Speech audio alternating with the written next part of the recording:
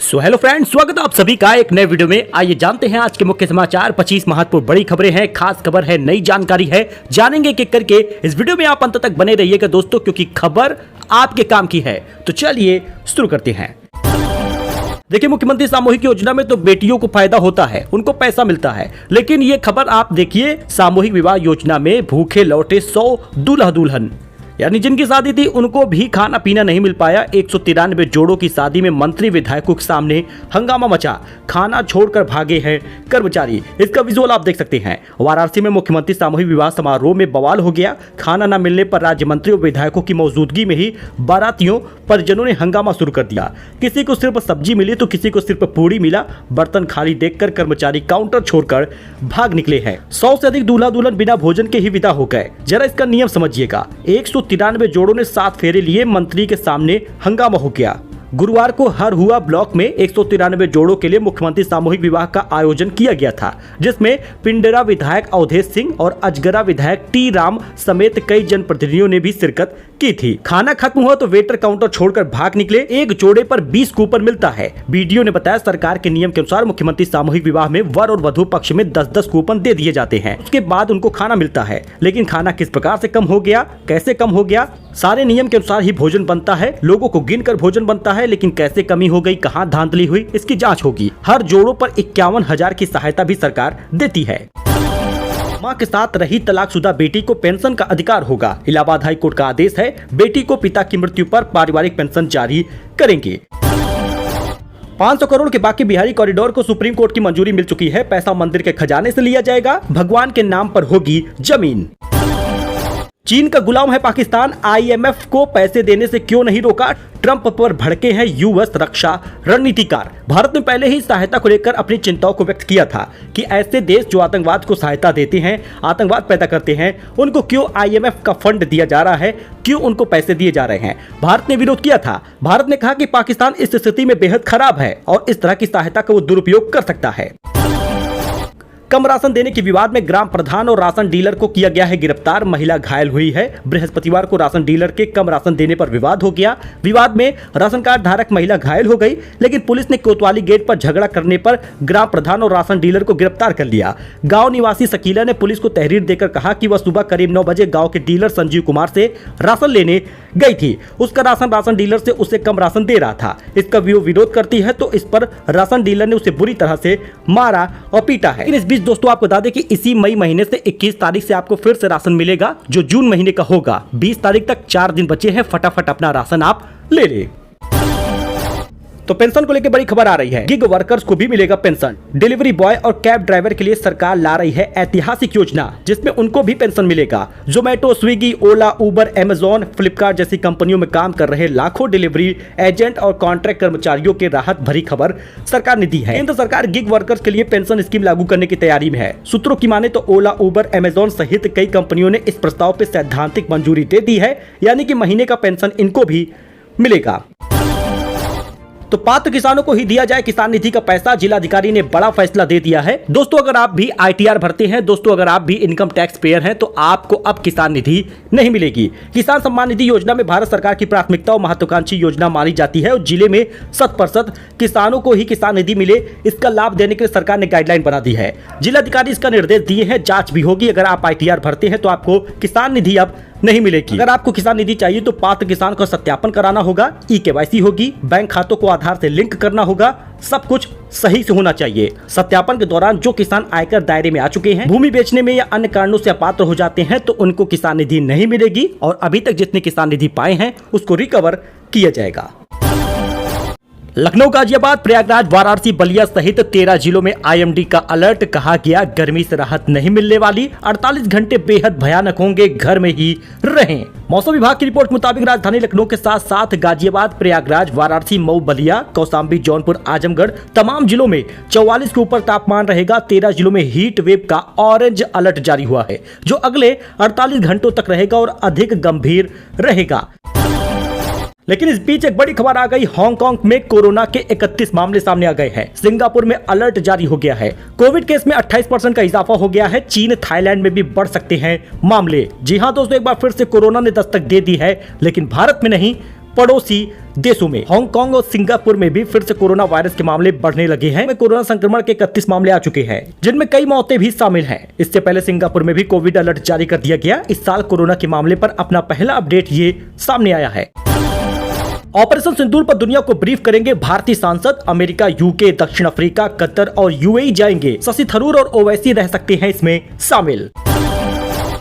Operation सिंदूर पर अब MP के डिप्टी सीएम का विवादित बयान आ गया है। उन्होंने बोला कि प्रधानमंत्री के चरणों में नतमस्तक है सेना। कांग्रेस ने कहा यह सेना के शौर्य का अपमान है। जी हां दोस्तों, मध्य प्रदेश के मंत्री विजय शाह के बाद अब डिप्टी सीएम जगदीश देवड़ा ने ऑपरेशन सिंदूर पर विवादित बयान दे दिया है। देवड़ा ने शुक्रवार को जबलपुर में कहा कि प्रधानमंत्री जी को धन्यवाद देना चाहेंगे और पूरा देश और देश की वो सेना, वो सैनिक उनके चरणों में नतमस्तक है। ऑपरेशन सिंदूर के बाद डिफेंस शेयर में लगातार तेजी आ रही है। कोचीन शिपयार्ड और मझगांव डॉक आज 13% तक चढ़ गए हैं। पारस डिफेंस में 20% तक का अपर सर्किट देखने को मिला है। अगर आप चाहें तो इसमें इन्वेस्ट कर सकते हैं, क्योंकि पाकिस्तान के खिलाफ ऑपरेशन सिंदूर के बाद से भारतीय डिफेंस स्टॉक में लगातार तेजी आ रही है। तो सोना चांदी के नए रेट जान लीजिए, क्योंकि दिल्ली में 24 कैरेट सोना 95,280 में बिक रहा है। सोना चांदी की कीमत में बढ़ती तेजी की वजह से एक्सपर्ट का अनुमान है कि सोना इस साल 1,10,000 के पार पहुंच जाएगा। अगर आप इसमें इन्वेस्ट करना चाहते हैं तो आपके पास बेहतरीन मौका है। 10 ग्राम 24 कैरेट का गोल्ड 1293 रुपए बढ़ गया 93,658 रुपए पहुंचा है। और सोने की कीमत के साथ चांदी की कीमत में भी उतार चढ़ाव देखा गया। हालांकि चांदी की कीमत में 1,016 रुपए की बढ़ोतरी हुई है। वहीं यूपी के 5 शहरों में बारिश हो रही है। बहराइच में तेज आंधी है। प्रयागराज में इतनी गर्मी है कि फव्वारे से पानी डाला जा रहा है। विश्वनाथ मंदिर में मैट बिछाया गया है। यूपी में शुक्रवार को मौसम बदल गया। मुरादाबाद, पीलीभीत और रामपुर समेत 5 शहरों में बारिश हुई है। बहराइच में धूल भरी आंधी चली है। पेड़ों की टहनियां टूट गई, इतनी तेज हवा थी। इसके साथ ही सहारनपुर में तेज हवाएं चली हैं।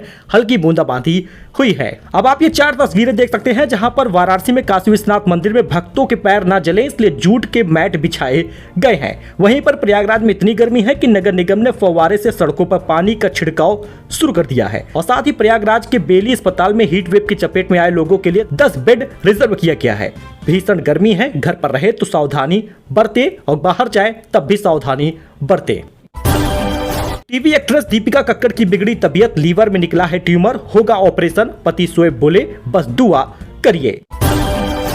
प्रयागराज में टीचर ने थप्पड़ मारा तो छात्र की मौत हो गई। भाई बोला जमीन पर गिरा, 10 मिनट तड़पा, पानी मांगते मांगते जान निकल गई। विजुअल आप देख लीजिए। इस मासूम 3.5 साल के बच्चे को टीचर ने, जो कि एक महिला टीचर है, इतनी तेज से तमाचा मारा कि उसकी मौत हो गई।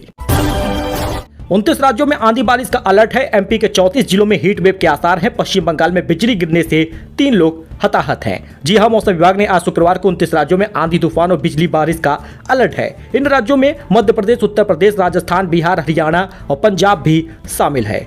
भारत ने पाकिस्तान समर्थन पर कैंसिल करवाए तुर्की और अरबैजान के टिकट। इन जगहों की बुकिंग तेज हो चुकी है।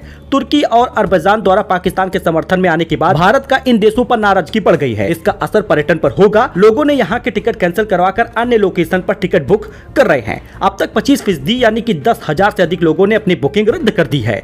अरबैजान के लिए 600 लोगों की बुकिंग कराई थी, वो भी कैंसिल हो चुका है। अब लोग विकल्प चुन रहे हैं। यूरोप, सिंगापुर, बैंकॉक, दुबई, यहाँ पे यात्रा कर रहे हैं। इन स्थलों के लिए नई बुकिंग शुरू हो चुकी है। सेना पुलिस बोली कि 2 ऑपरेशन में 6 आतंकवादियों को ढेर कर दिया है। हथियार और गोला बारूद भी बरामद। कश्मीरियों की मदद के बिना यह नामुमकिन रहा था। यूपी में अलर्ट है। बर्ड फ्लू की निगरानी के लिए गठित किया गया है टास्क फोर्स। इन स्थानों पर नहीं जाने की अपील दी गई है। उत्तर प्रदेश के हापुड़ जिले में बर्ड फ्लू की निगरानी के लिए टास्क फोर्स गठित किया गया है। जीव जंतुओं वाले पर्यटन स्थलों पर जाने से रोक दिया गया है। जिला स्तर पर टास्क फोर्स का गठन करने के साथ ही कंट्रोल रूम का गठन होगा, यानी कि अलर्ट रहना है, क्योंकि यूपी में कई जगहों पर फैला है बर्ड फ्लू। यूपी में नकली दवाओं पर बड़ी कार्रवाई हो रही है। 30 करोड़ से ज्यादा की दवाएं जब्त कर दी गई हैं। 68 लोग गिरफ्तार हुए हैं। यूपी में नकली दवाओं के गोरख धंधे के खिलाफ एफएसडीए विभाग ने छापेमारी की। अभियान चलाकर 30 करोड़ रुपए से ज्यादा की दवाएं जब्त की है।